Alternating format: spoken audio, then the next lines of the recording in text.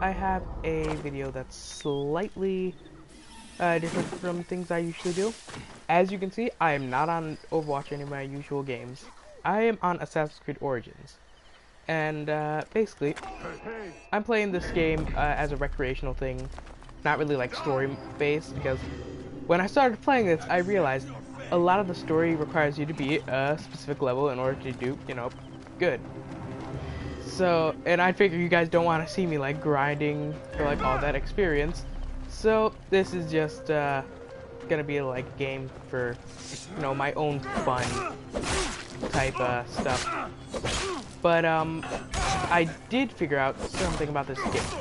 I figured out many things that are very different and kind of similar to other Assassin's Creed games which I have played. And a lot of them I like, but some I really don't like, I have to say. So, without further ado, let's just get into this. There's no real order or list type mode for this, but yeah, I have nothing else to say, but let's get into it. First off, fighting. I really like the new fighting style it has, because in the first, or not first, in other Assassin's Creed games, you have a, I cannot talk. You have like one style of fighting that you must commit to. And the only way you can like really change that is if you fight with like a different weapon like hidden blades. And when you fight with the hidden blades, like, yeah, sure, it has different animations, but like you're still technically fighting the same way. But in this game, as you can see, you can have two different weapons equipped at the same time, like other Assassin's Creed games. But if I go to the gear menu, you can interchange it with like different styles of weapon with different strengths. See, like they got spears, axes, swords, things that are amazing. Another thing that they added is shields with combat. So like now you can actually block things instead of countering. Which brings me to my next thing, countering. I am very disappointed that they got rid of countering in Assassin's Creed, because normally when you counter, you can choose whether to disarm or just straight up take all their health away. And now saying that out loud, I understand why they did that, because as you saw me fighting those guys, you saw that they had health bars now, instead of you just like keep wailing on them until they die. Which I would like very much of how now there's health bars, but what I also don't like about it is they had to get rid of countering, which I really enjoyed because it helped you avoid attacks and even like plan out like how I can do this or that. But they did add dodging, which I find very useful in many cases, and it is highly required in many. Well, what am I saying? Many. In the majority of the game, like you must dodge this attack. Some attacks break through your shield, and you even have to do power attacks to break other people's shields. And that's just something that I like and dislike at the same time, if that makes any sense, guys. Like, I like how you must power attack to get one thing, and don't power attack for other things. And let me think about it. Basically, that I'm just gonna like segue off of that subject right now and move on to weapons. I like how now in the game you can interchange weapons. Just like, oh, if you want to fight with an axe, you can get a powerful axe. And if you want to fight with a sword, fight with a sword. But what I really like about this is, unlike in other games where you can only buy this much upgraded of weapon and that's it, in this game, if you go to a smithery, you can like upgrade a weapon as long as you have like the right materials. Which is another thing, materials. Before in Assassin's Creed games, like you get the materials and then you can craft like another holster for a gun or something like that. In this game, you do kind of the same thing, but you only use it once for the entire game. And even then, some of the upgrades to your person are done with perks and not hunting and getting the supplies for it. I will show you this now. Go into abilities, like, you see like all this stuff, like, let me see if I can find it. Yeah, see, you can equip a second bow. In other games, you'd have to hunt, kill the animal, and upgrade it that way. Which brings me to another thing, the perks. I don't like them. Like, I understand, like, a lot of you guys are gonna go, like, how do you not like the perks? It gives you good stuff and useful. And that is true, but I don't like it for the fact that it limits you. Because if you don't have, like, let's say, I don't know, sleep darts. If you don't have sleep darts, you can't put people to sleep. In Assassin's Creed 4, just an example, you get the sleep dart, like, for like the actual story mode, and you get it as basically a useful tool, and like it has like backstory to it, like it's part of the assassin thing and things like that. In this, you just get the achievement, and not achievement, you get the perk and you have it. Like, it's not like, oh, you get it from these people. No, you just straight up get it, which I dislike very much. And basically, I dislike that for the reason that basically there's no backstory to it. Like, this is Assassin's Creed Origins, so like, obviously from the name, it's about like the assassins and how like they came to be and like where they come from. The sleep darts and berserk darts, those things are just things that, like, they're assassins' tools. This thing, you just get the perks and then bam, you have them.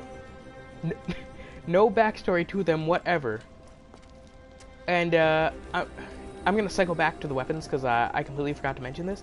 But hidden blades, as you can see on the left arm there, you see the hidden blade on his arm. What really disappoints me is you can't use it in combat, and if you can, I have not figured it out yet. So if you do figure that out, please tell me in the comments. Anyways, basically, the hidden blades, I know how I said, like, before, like, oh, the hidden blades, when they were in combat, like, they were just a different style, but I miss them, because here, they're only used for assassinations, like, nothing else. Like, you just can't have them equipped and fight with that, which I am curious about how they would have to switch the hidden blade attacking him, because as you can see from his wrists, he only has one on. And another thing is, as you see there, he's missing a finger. That's part of the story mode. I will let you guys figure that out for yourself. But it's all just inconvenient for somebody who likes, I don't know, like, say that you like the old, like, fighting style of the hidden blade. Like, you can no longer use that. And as you saw there, I actually want to bring that up too. They have ultimates for, like, are they ultimates? I'm going to consider them ultimates. They have, like, ultimate abilities for different weapons.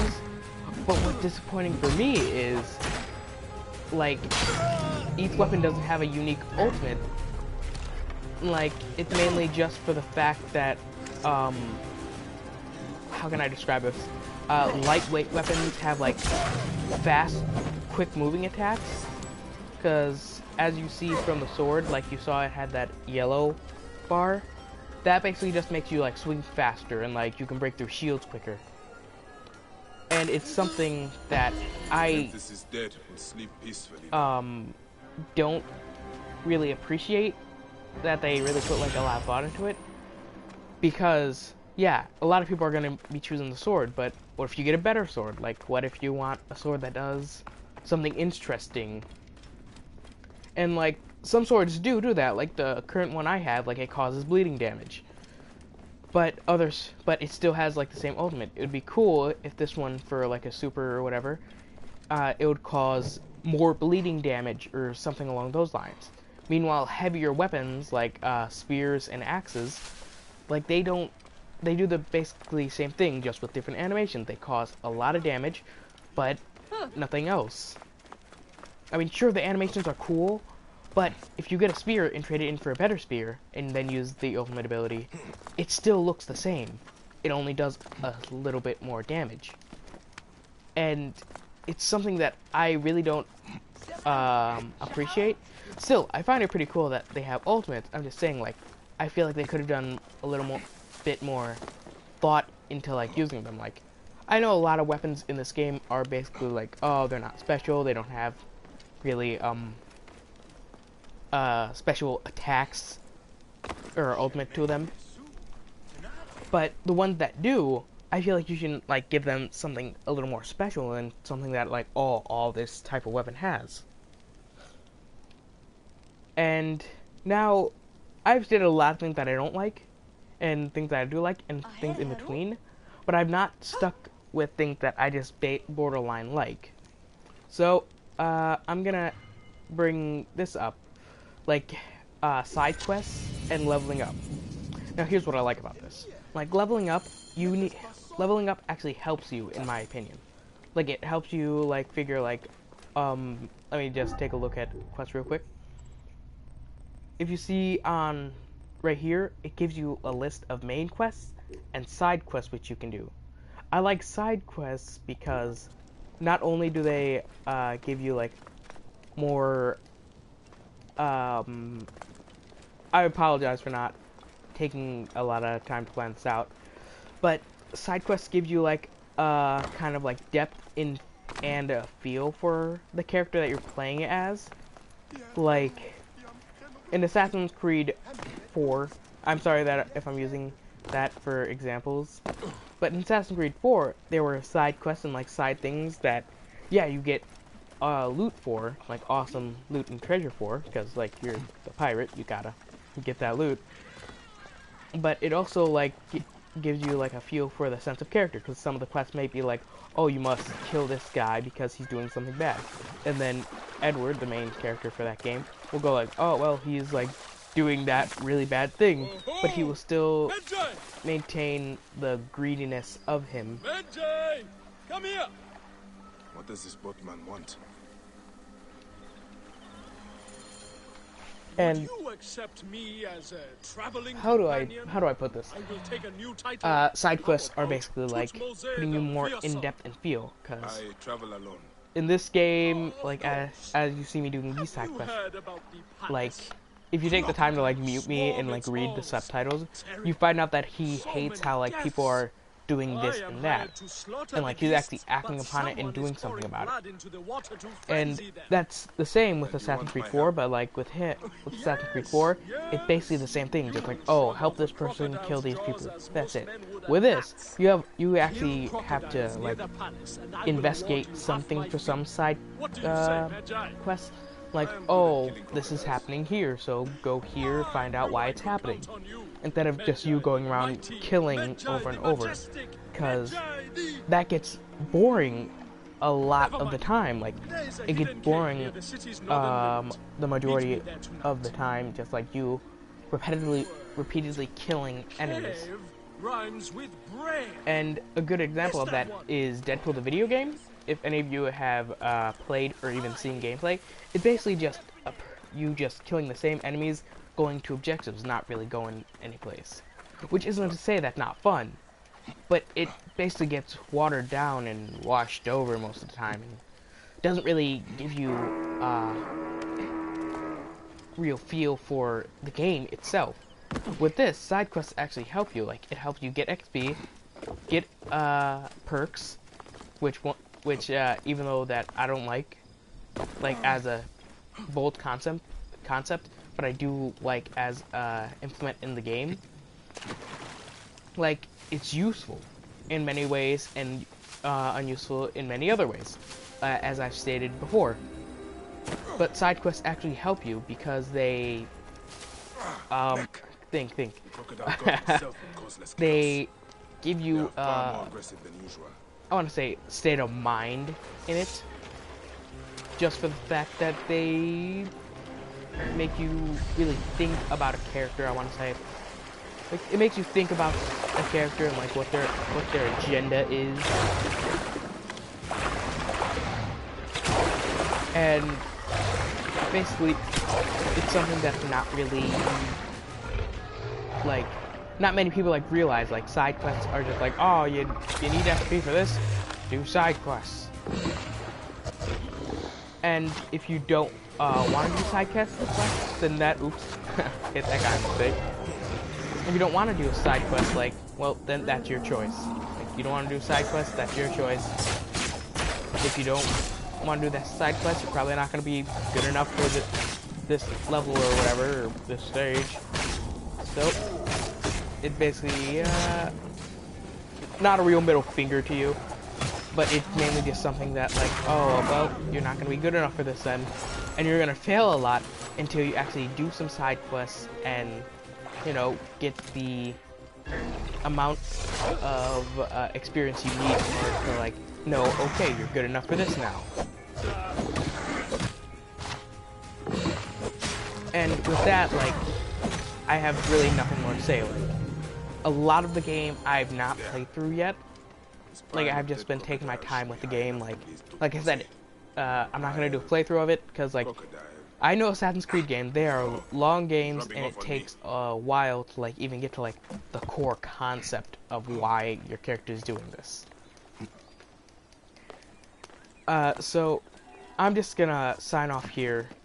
Like, remember, like, this game is just a recreational game. I suggest that you get it, like, a lot, because, one, it's an Assassin's Creed game, and there are a lot of new things with it that I really enjoy, and that I bet you will enjoy, too. And, unfortunately, I don't have, I'm not gonna, like, spend, like, 20 hours, like, explaining, like, okay, I like this, actual, like, small detail in the game. But I did give you my opinion, and if you guys want me to say more about it, you can tell me in the comments. So, I'm signing off here. I hope you guys have a good one. Videos will still be, like, going up when I can. I really don't really have a real schedule for them, but, you know, yeah. See you guys later. It's just Gus here, signing out.